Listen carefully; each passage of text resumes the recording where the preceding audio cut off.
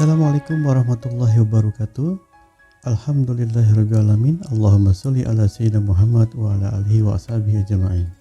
Semoga semuanya sehat dan bahagia. Baik, menurut sejarah, agama Islam pertama kali masuk ke Nusantara sejak akhir abad ke-6, yaitu abad ke-6 Masehi ya. Lalu kian berkembang lewat kemunculan kerajaan-kerajaan Islam.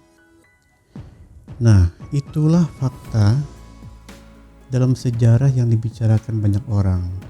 Nah, bagaimana kondisinya saat ini? Apakah kerajaannya masih ada? Apakah rajanya sekarang juga masih ada keturunannya? Konon, di sebuah kerajaan yang beragama Islam, seorang pemimpin saat itu diberi gelar Sultan. Di sini saya akan memperlihatkan sebuah video liputan diskusi singkat penuh kekeluargaan para perwakilan Sultan keturunannya saat ini datang ke tokoh pemuda Betawi. Bagaimana kondisi dan ceritanya? Berikut sambutan dari Bang Eki Pitung melalui Bamus Betawi atau Badan Musyawarah Betawi. Bangsa Indonesia khususnya dan kita semua para penjaga-penjaga budaya, penjaga adat istiadat. Barakallah, amin. A'udzubillahi minasyaitonirrajim. Bismillahirrahmanirrahim. La haula wala quwata illa billahil azim. Asyhadu an la ilaha illallah wa asyhadu anna Muhammadar Rasulullah. Allahumma shalli ala sayyidina Muhammad wa ala ali sayyidina Muhammad. Ya Arhamar Rahimin, irhamna ya zal jalali wal ikram. Rabbi shrah li sadri wa yassir li amri wahlul 'uqdatam min lisani yafqahu qawli, amma ba'du. Pertama-tama yang saya muliakan dan yang saya banggakan, mungkin saya anggap saudara kandung, karena biar bagaimanapun yang tadi sudah disebutkan MC ini adalah bagian dari keluarga besar Kesultanan Islam. Yang mulia Bapak Iskandar Panglima Besar Kerajaan Kubu, Kerajaan Ambawang, dan juga Kerajaan Kartamulya. Alhamdulillah sudah berada di kanan saya ya. Beliau juga sudah kemarin malam udah datang duluan ke rumah, sudah memberikan atau menyematkan apa namanya itu yang ini Ranjak Melayu. Oh, Tanja Melayu. Alhamdulillah, sebuah kehormatan walaupun memang tengah malam datangnya. Ya memang yang begini-begini memang harus paham aja dah. Dan yang saya banggakan juga, yang saya muliakan, Al-Habib Alwi Asyatiri. Beliau sebagai Ketua Salatin Ashraf Az-Zahra, dan beliau juga sekaligus sebagai di Kesultanan Bone ya. Dan Ratu Permatalingga ada di dalam ya. Selamat datang di Tanah Betawi, di rumah kediaman saya. Beliau Ketua PPKRI Banten, dan ini sahabat saya Tubagus Hikmatullah, kerabat Kesultanan Banten. Alhamdulillah. Dan ada lagi dari saudara jauh dari tanah Papua Barat. Beliau ini sebenarnya memang saya pernah diterima dengan saudara-saudara dari Papua Barat, persisnya dari Dewan Adat Suku Sepiar. Memang di Papua itu ada yang sukunya yang memang masih beragama non-muslim dan juga ada yang sudah muslim. Nah, ini kebetulan memang mereka dari turun-temurun sudah memeluk agama Islam dan sudah menjalankan syariat-syariat Islam dalam keadatan di Papua Barat. Selamat datang. Saya panggilnya apa nih? Datu apa kepala atau Kepala adat. kepala adat? Kepala adat, Masya Allah. Saya di luar dari sebagai manusia biasa, setelah kemarin juga secara mendadak juga ulama besar, ternyata juga beliau adalah masih darah keturunan Kesultanan Kerajaan Riau atau mungkin dari Riau Lingga. Jadi Masya Allah, beliau di luar dari baju kesultanannya adalah seorang ulama besar, penceramah yang istiqomah, yang tegak lurus. Sulit kita cari sekarang ulama-ulama yang tegak lurus, yang istiqomah, bukan ulama-ulama amplop lah begitu istilahnya. Ya, mudah-mudahan banyak bertambah terus orang-orang yang seperti Ustadz Abdul Somad yang cukup dikenal. Nah, ini Dona Pape kue khas, ini kue khas Betawi. Masya Allah, alhamdulillah. Ini khas khusus, namanya kue dongkal, khusus Jakarta Barat. Jadi masing-masing punya kuliner, punya kekhasan. Dan memang nggak ketemu, kita di Jakarta Utara nggak ketemu kue dongkal, di Jakarta Selatan nggak ketemu kue dongkal. Nah, ini khasnya Jakarta Barat, anak Betawi Roblong. Kenapa namanya dongkal? Dongkal tuh makanya dicongkel, jadi dongkal begitu. Tapi ini bahannya dari singkong. Insya Allah beda sama kue-kue yang lain lah. Barakallah, sujud serta syukur kehadirat Allah Subhanahu wa Ta'ala, di mana malam ini Allah berikan cuaca yang begitu indah, begitu sejuk, yang mudah-mudahan ini satu tanda kebaikan. Salawat serta salam kita sanjungkan kepada baginda Nabi besar Muhammad Sallallahu Alaihi Wasallam. Allahumma salli. Beliau telah mengantarkan kita dari minal zulumati ila nur, dari zaman kegelapan menuju zaman terang benderang, dan mudah-mudahan kita semua yang berada di sini mendapat syafaat dari beliau. Saya secara resmi mengucapkan ahlan wa sahlan ya Habibana, yang mulia para zuriat kesultanan. Saya yakin kehadiran di sini bukan hanya sekedar silaturahim biasa, pasti ada sesuatu, karena bangsa Indonesia tidak ada republik kalau tidak ada para kesultanan-kesultanan Nusantara. Bagaimana Soekarno kebingungan ketika diangkat menjadi presiden, tidak punya biaya, tidak punya apa-apa, lalu berdiskusi kepada para kesultanan-kesultanan yang dikomandoi pada saat itu oleh Yogyakarta, bahkan dari Aceh, dari Kalimantan, dan semuanya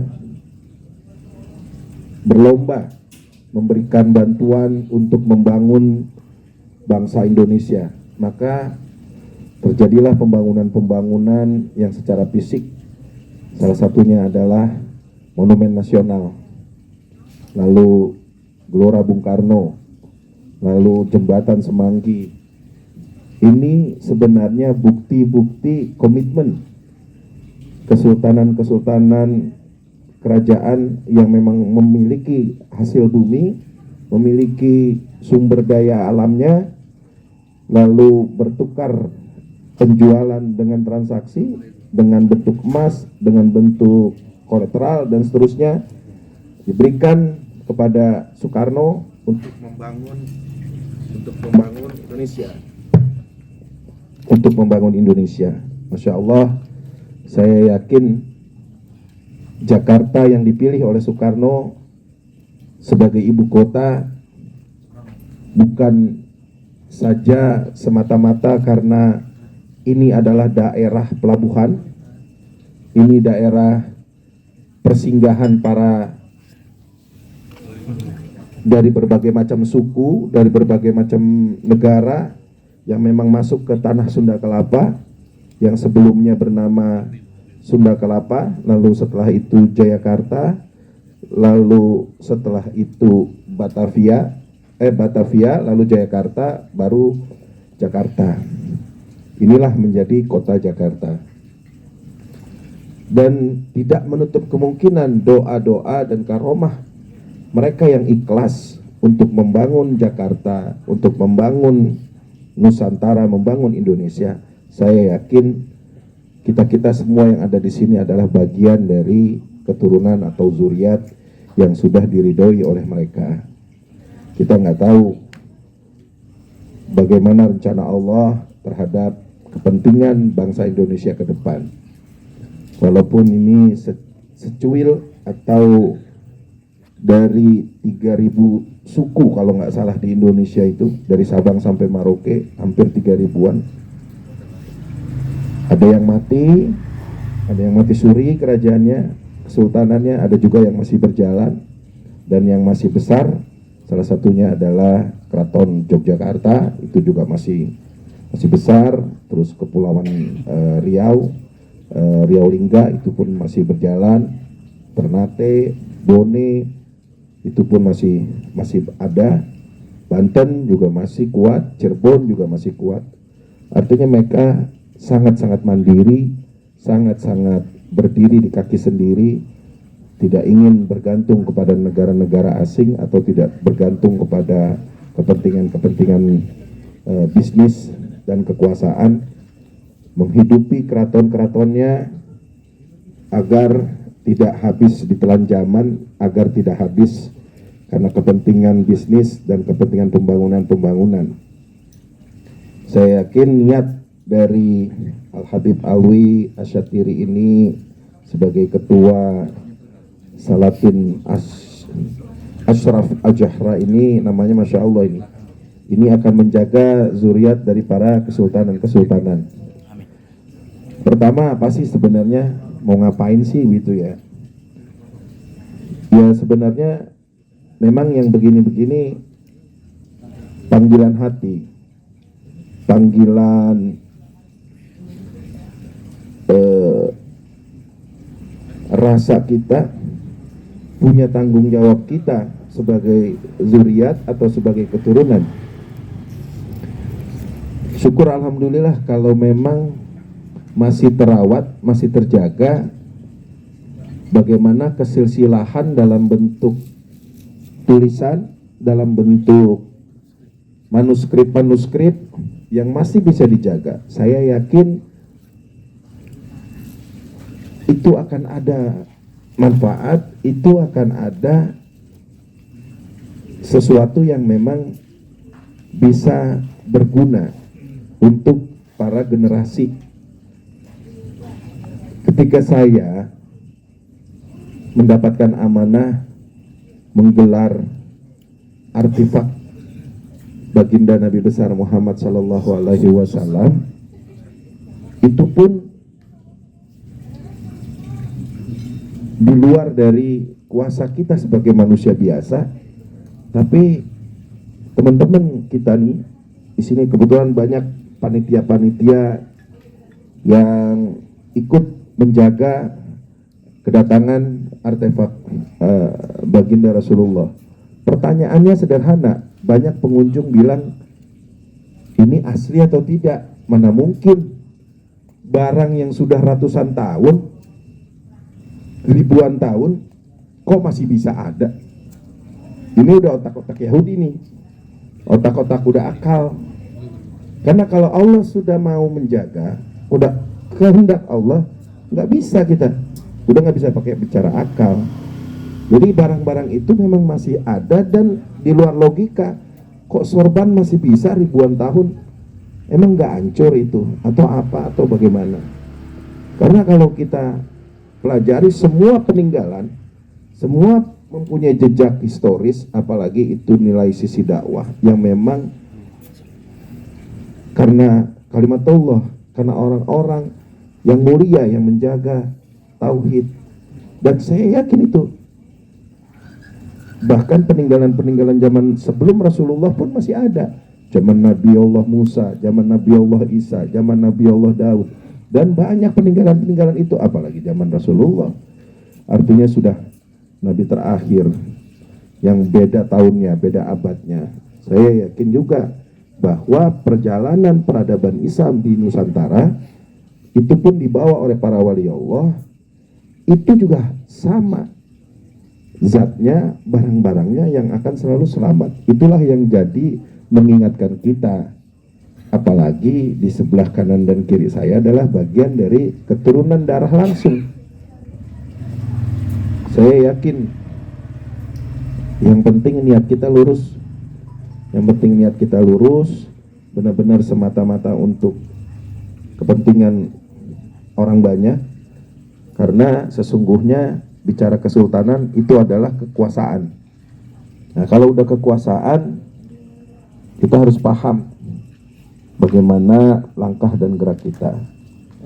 Mudah-mudahan silaturahim ini sebagai silaturahim pertama dan memiliki makna, dan ke depan ada manfaat buat kaum Betawi. Selamat datang juga di tanah Betawi.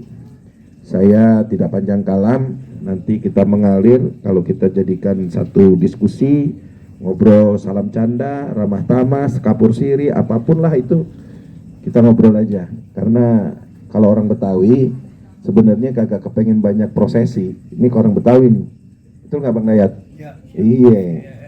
Kalau Betawi itu orang yang udah ribet amat begitu.